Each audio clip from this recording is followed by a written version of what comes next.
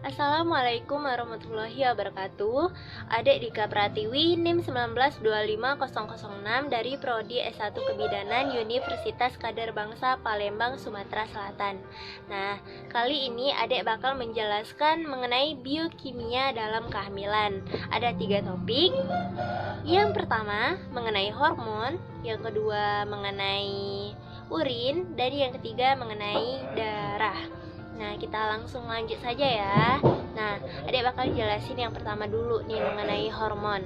Nah, hormon adalah zat aktif yang dihasilkan oleh kelenjar endokrin yang masuk ke dalam peredaran darah untuk mempengaruhi jaringan secara spesifik.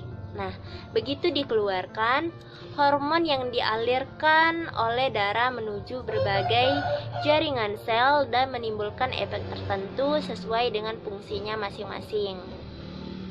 Nah, selama kehamilan, hormon dalam kehamilan itu terdapat menjadi 6. Yang pertama, hormon kehamilan HCG atau biasanya kita sering sebut dengan human chorionic gonadotropin. Nah, hormon ini biasanya hanya ditemukan pada wanita hamil saja loh. Jadi ibu-ibu yang sudah melakukan tes spek kehamilan ingin bertanya kenapa hasilnya positif. Nah, hasilnya positif karena adanya peningkatan hormon HCG ini. Nah, hormon HCG ini dibuat oleh embrio setelah terjadinya pembuahan dan perubahan pertumbuhan jaringan plasenta. Nah, selanjutnya untuk yang kedua itu ada hormon HPL atau human placenta lactogen. Sesuai dengan namanya saja kita sudah bisa menebaknya bahwa hormon ini dihasilkan oleh plasenta. Nah, hormon ini juga merupakan hormon protein yang merangsang pertumbuhan dan menyebabkan perubahan dalam metabolisme karbohidrat dan lemak. Nah, hormon HPL ini juga berperan penting loh dalam produksi ASI. Untuk dampaknya, hormon HPL ini dapat memberikan perubahan terhadap payudara. Itu bisa terjadi nyeri dan sakit saat disentuh.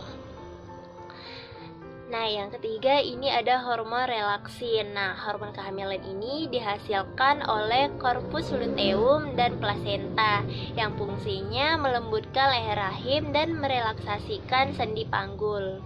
Untuk dampaknya sendiri menimbulkan relaksasi pada ligamen dan sendi. Oke, next kita lanjut yang keempat ya. Hormon kehamilan estrogen. Sama seperti untuk fungsi-fungsi hormon yang sudah disebutkan tadi, hormon ini juga dihasilkan oleh ovarium dan mempengaruhi pertumbuhan endometrium rahim serta perubahan-perubahan histologi pada vagina serta masih banyak lagi. Nah, untuk dampaknya sendiri, hormon ini dapat mengganggu keseimbangan cairan tubuh kita nih. Nah, jadi pada saat ibu hamil itu banyak sekali kan yang mengalami pembengkakan pada tubuh. Nah, ini juga dipengaruhi oleh hormon ini loh, karena akan terjadinya penimbunan cairan. Untuk yang kelima, ini ada hormon kehamilan progesteron. Nah, hormon ini berfungsi untuk membangun lapisan di dinding rahim untuk menyangga plasenta di dalam rahim. Dan ini juga dapat mencegah untuk gerakan kontraksi atau pergerakan otot-otot rahim. Kan kita tahu nih bahwa di rahim kita itu sangat-sangatlah tipis. Jadi hormon inilah yang mengatasinya selama kehamilan. Untuk dampaknya sendiri, hormon ini dapat mengembangkan pembuluh darah sehingga menurunkan tekanan darah. Dan banyak sekali terjadi nih kasus-kasus ibu hamil yang mengalami anemia karena dipengaruhi juga oleh hormon ini loh. Nah, selanjutnya yang keenam, hormon kehamilan MSH atau melanocyte stimulating hormone. Nah, hormon ini merangsang terjadinya pigmentasi pada kulit. Nah, dampaknya menggelapkan warna puting susu pada areola dan daerah di sekitarnya. Nah, pigmentasi kecoklatan pada wajah, pada bagian dalam, dan garis dari pusar ke bawah atau linea nigra. Nah, selanjutnya kita lanjut ke topik kedua ya, yaitu urin. Nah, urin atau air kencing merupakan salah satu sisa metabolisme tubuh yang dapat memberikan gambaran dalam kesehatan tubuh kita. Nah, untuk kandungan urin yang dapat diketahui dengan pemeriksaan kimia, ini antara lain kepekatan. Nah, kepekatan urin disebut juga dengan osmolalitas atau spesifik gravity. Dapat dihitung berat jenisnya. Berat jenisnya adalah perbandingan berat urin dengan berat murni dalam volume yang sama. Semakin banyak bahan padat yang ada pada urin, semakin tinggi juga berat jenis urin tersebut. Nah, ketika kita minum banyak cairan, ginjal akan membuat urin yang encer sehingga berat jenisnya menjadi rendah. Oke, selanjutnya yang kedua itu keasaman. Nah, di sini ginjal berperan penting sekali dalam menjaga keseimbangan asam basa tubuh. Nah, oleh karena itu, kondisi apapun yang menghasilkan asam ataupun basa dalam tubuh atau konsumsi makanan yang bersifat atau basa secara langsung dapat mempengaruhi pH urin kita ya. Nah, selanjutnya itu protein. Nah, protein biasanya ini tidak ditemukan di dalam urin. Nah, demam, olahraga keras, kehamilan, dan beberapa penyakit yang dapat menyebabkan urin berada di dalam rahim. Nah, kondisi ini di mana terdapat protein di dalam rahim disebut proteinuria. Nah, albumin adalah jenis protein yang lebih kecil dari protein lainnya dan keberadaannya dalam urin mengindikasikan tahap awal dari kerusakan ginjal. Nah, kita harus berhati-hati ya. Nah, selanjutnya ini ada glukosa. Nah, glukosa adalah jenis gula yang ditemukan di dalam darah. Nah, biasanya glukosa sangat sedikit sekali di dalam urin, bahkan tidak ada sama sekali nih. Nah, ketika tingkat gula darah sangat tinggi seperti diabetes yang tidak terkontrol, ginjal akan mengekskresikan glukosa ke dalam urin kita untuk mengurangi konsentrasinya di dalam darah. Sangat berbahaya sekali kan?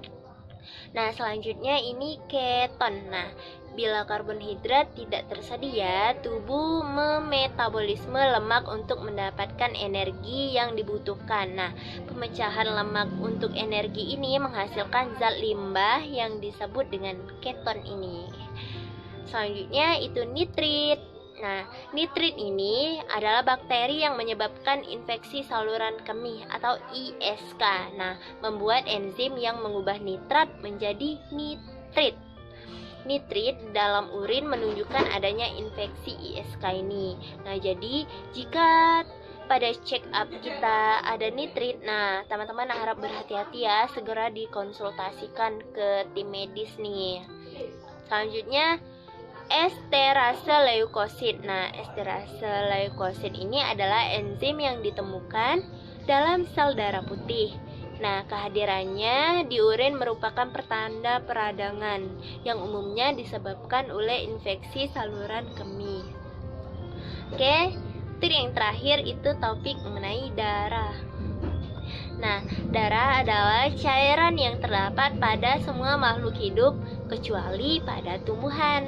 Nah, makhluk hidup ini adalah makhluk hidup tingkat tinggi yang berfungsi mengirimkan zat-zat dan oksigen yang dibutuhkan oleh jaringan tubuh, serta mengangkut bahan-bahan kimia hasil metabolisme dan juga sebagai pertahanan tubuh terhadap virus dan juga bakteri patogen.